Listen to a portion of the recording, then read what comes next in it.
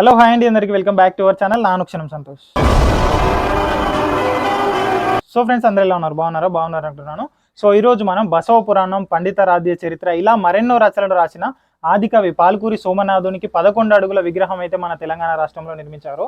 So friends, Telangana రాష్ట్రం జనగామ జిల్లా పాలకుర్తి సోమేశ్వర ఆలయం ఎదురుగా పాల్కూరి సోమనాథుని విగ్రహం అయితే నిర్మించారు. సో ఇప్పుడు మనం ఈ ప్రదేశానికి అయితే రావడం జరిగింది. ఇప్పుడు ఈ ప్రదేశం మొత్తం చూసి అలాగే మనకు ఆ ఆదికవి అయినటువంటి పాల్కూరి సోమనాథుని గురించి పూర్తి సమాచారం అయితే తెలుసుకుందాం. రండి, లెట్స్ స్టార్ట్ అవర్ వీడియో.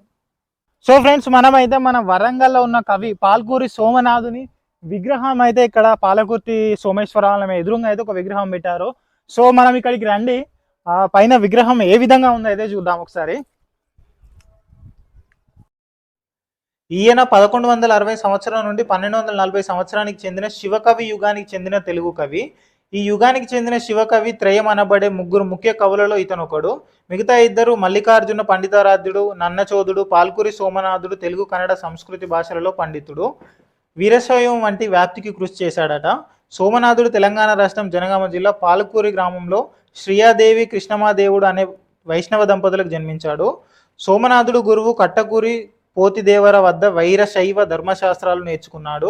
ఆయన రచనలు చూసుకుంటే బసవ పురాణం, పండితారాధ్య చరిత్ర, చెన్నమల్లు సీసాలు, గద్యాలు, చంపకాలు, అష్టకాలు, బసవరడ ఇలా మరెన్నో రచనలు అయితే రచించారట. సోమనాథుడు కర్ణాటకలో ఉండే కల్వంలో ఉండే చెన్నమ్మ అనే భక్తురాలను చూడడానికి వెళ్ళి అక్కడే మరణించాడనైతే మనకు సోమేశ్వర పురాణంలో చెప్పారు. ఎంతో పాండిత్యం కలిగిన గొప్ప కవి మన పాల్కూరి సోమనాథుడు.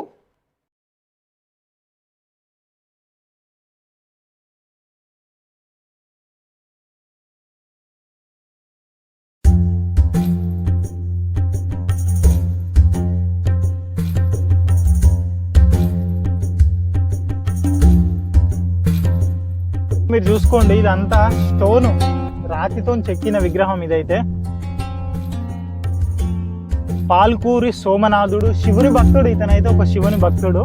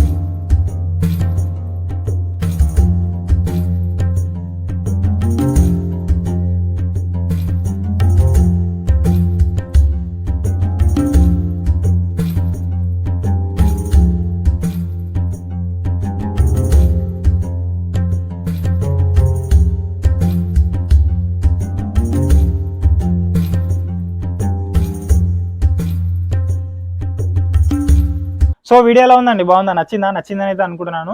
సో ఇలాంటి మంచి మంచి ఇన్ఫర్మేషన్ ఉన్న వీడియోస్ మన ఛానల్లో ఇంకా వస్తూనే ఉంటాయి.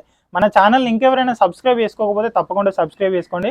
నెక్స్ట్ ఇంకొక మంచి వీడియో, మంచి ఇన్ఫర్మేషన్తో మీ ముందుకు వస్తాను. నేను మీ అనుక్షణం సంతోష్.